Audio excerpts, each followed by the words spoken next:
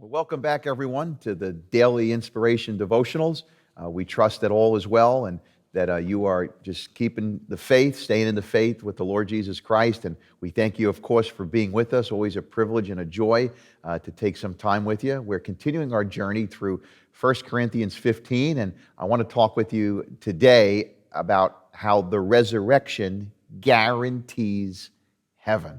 I just like the sound of that right there. You don't even have to go any further. The resurrection guarantees heaven.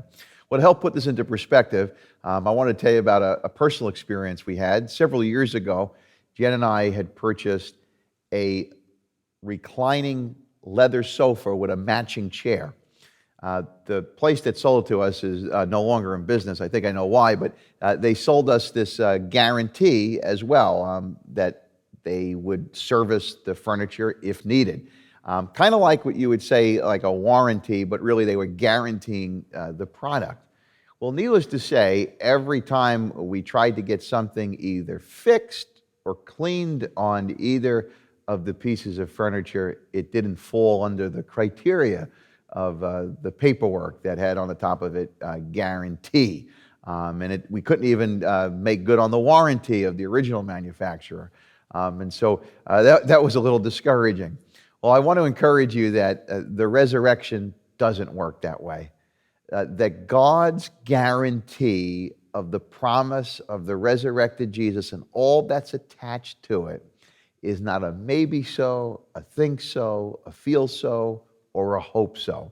Nor is it some pipe dream that we have, some type of fictional religious fanatical conviction that we hold to. On the contrary, it is a provable fact, not only in the Bible, but obviously with sources outside the Bible, that Jesus Christ did indeed defeat death on the third day. And there is overwhelming proof. And a good portion of proof that we draw strength from and faith in is found right here in 1 Corinthians chapter 15. And it's here in the verses that we will chronicle today, verses 20 through 22, that the Apostle Paul talks about the guaranteed blessing of the resurrection of Jesus Christ. So starting in verse 20, let's break these verses down.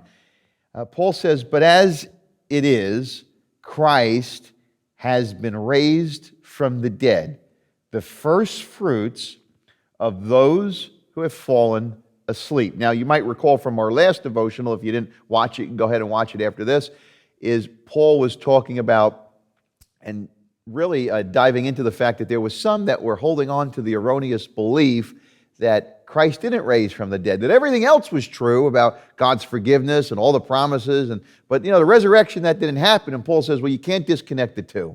They're together, and it did happen. And he says now Christ has been raised from the dead, that he's the first fruits of those who have all fallen asleep. Now that phrase, first fruits, that is very significant. That has Old Testament symmetry attached to it. And so the first fruits, you might want to circle that in your Bible, that gives us the understanding of fruits that precede the harvest. So that's significant. It also is giving us the understanding, as we look at the grammar of this verse, that if there are first fruits, there's going to be other fruits. And so this is not only fruit that precedes the harvest, but it's the first installment of the harvest, meaning that there's more of a harvest to come. Well, guess who that harvest is? You and I. Christ is the first fruits of the resurrection in terms of the redemptive plan of God. He's the first fruits of the resurrection, but he's not the last fruits. His resurrection, Paul is saying, guarantees our resurrection. He's the first fruits. And it goes on to say here about those who have fallen asleep. That's a reference to those who have died. How we can best interpret this is that those who have died up until this point, their spirit has gone to heaven, but their bodies are waiting for the resurrection, for recomposition, and ultimately resurrection. And so they're going to get that. They're going to be part of that harvest, but Jesus is the first fruits of that harvest. Verse 21, "For since death came through a man, the resurrection of the dead also comes through a man." Now, Jesus is explaining the intrinsicy of his humanness here. That, he's fully God, but he's fully man. And just as sin entered the world through Adam, through man, so life here on earth in terms of salvation and then eternal life came through another man, Jesus Christ. Now it goes on to say here in verse 22, for just as in Adam all die, so also in Christ all will be made alive. Now we'll come back to the rest of this, but for just as in Adam all die, we are made very clear to the fact that the wages of sin is death. You can't escape it. The wages of sin is death.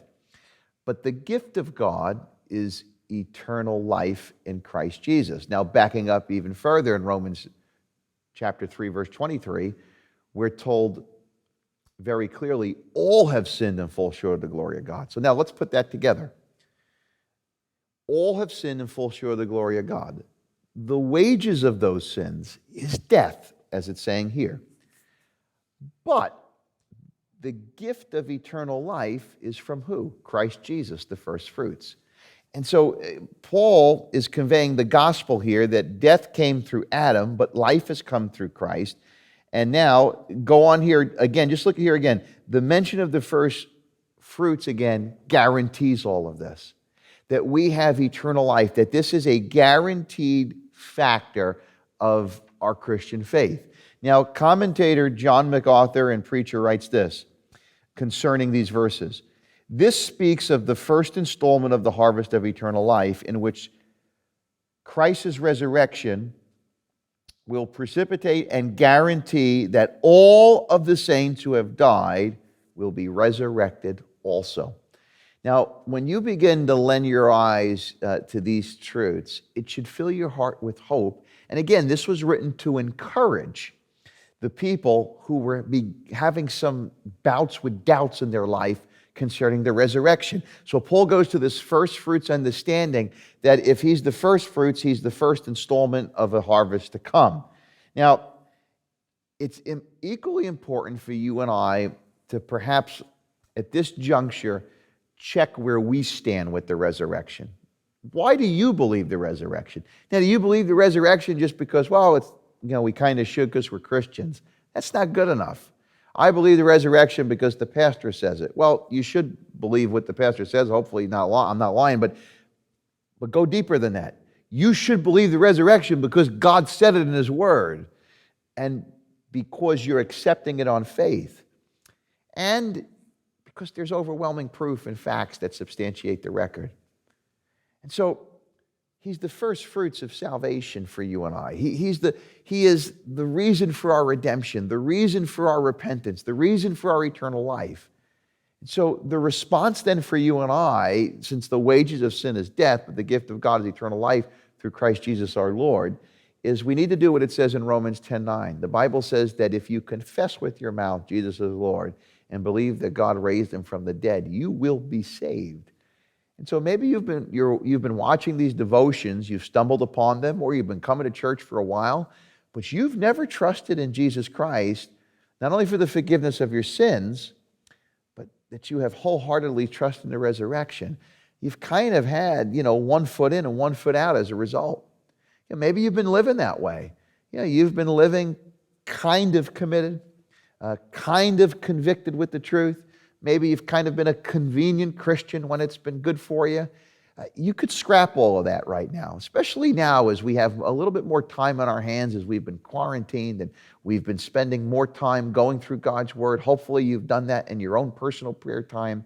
Take inventory of your own life right now. You don't want to have one foot in and one foot out. With the resurrection, you want to go all in. The resurrection guarantees heaven. Now, what if you already believe in the Lord Jesus Christ this way? You've already put your faith in Him. This then becomes, as we mentioned in our last devotional, the motivation for you to do what you do. We serve because we serve a resurrected Lord Jesus. I said in a previous devotional concerning Joseph of Arimathea that Joseph, without yet encountering the resurrected Jesus, asked for the body of Jesus, took it off the cross, all the spit, the saliva, the urine, that whatever was done was all on him. He then buries Jesus in his own tomb, fulfills an ancient prophecy, And as we mentioned in that devotional, he did all of that for a dead Jesus. How much more should we be living for the glory of God for a resurrected Jesus? The resurrection guarantees heaven, and if that is something we believe in, that should give us, that heavenly truth should give us a motivation here on earth to serve the Lord Jesus Christ with humility, with honor, with a willingness and a helpfulness to be a blessing to others and to God. Resurrection guarantees heaven. I'm not saying we got to walk around with a chip on our shoulder, but we should walk around with some humble confidence that this truth that we hold in our hearts begins to define who we are, our faith, and what we do, how we serve, how we act, how we treat people, and how we seek to live in obedience to God's word. I close with this thought. Sometimes obedience for you and I could be elusive in certain areas. Have you noticed that yet in your Christian life? That, some things, you come to Christ and they come under God's authority very quickly. Maybe because they needed to immediately, or you're going to just, your life was going to end. That happens for some people. Some people, certain things take time. Like, for example, how you manage your money. That could take time, but eventually that comes under the authority of Christ. For some people, it's the morality. Maybe it's their living situation that they have with somebody they love. Maybe it's habits they have in terms of sexual purity. It could be how they spend their time, who they hang out with. Those things eventually can come under the authority of God if we're willing to be submissive. But everybody has certain things in their life that we just keep losing on, and we wonder, God, when am I ever going to have a breakthrough in this area? Maybe it's some of those areas that I just mentioned. Well, before you hang your head, or maybe you already hung your head, so pick it up, you're not alone. We all have these areas, but as Paul mentioned earlier in this chapter, by the grace of God go you and I. And so I firmly believe that if we rest on willpower, we will continue to strike out in those areas. But if we look to the resurrection, which guarantees heaven, then we could have a legitimate trust and hope that that same truth that guarantees heaven can guarantee victory in these strongholds in our life. As we study the Bible, God is for the underdog. We need to realize that. In the book of Isaiah, he says, "Come, let us reason together. Though your sins are like scarlet, I will make you white as snow." God has a heart for you and I. You're struggling right now, God has a heart for you. But you don't got to go on some goose chase hunt here to try to find some strength in the Bible. Look no further than the resurrection. And set your eyes on that power and that harvest that is to come for eternal life. There's also been a harvest of power that God has unleashed in our life. We could stand on the promises of God, the strength of God. You might be weak today, but you don't need to remain that way.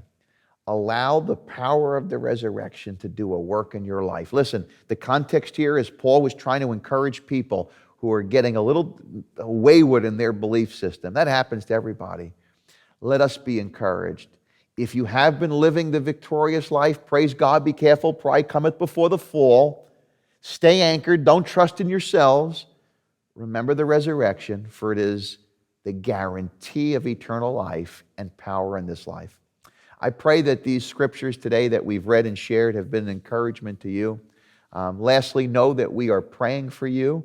We're trusting for God to see us through this time. And even if you begin to weaken a little bit, know that you're not alone and trust in that resurrecting power of the Lord Jesus Christ. Listen, everything else could crumble around us, even our health. But the resurrection guarantees that we are overcomers no matter what. So put your faith in that. Anchor your hope to that truth. May God bless you. We'll see you next time.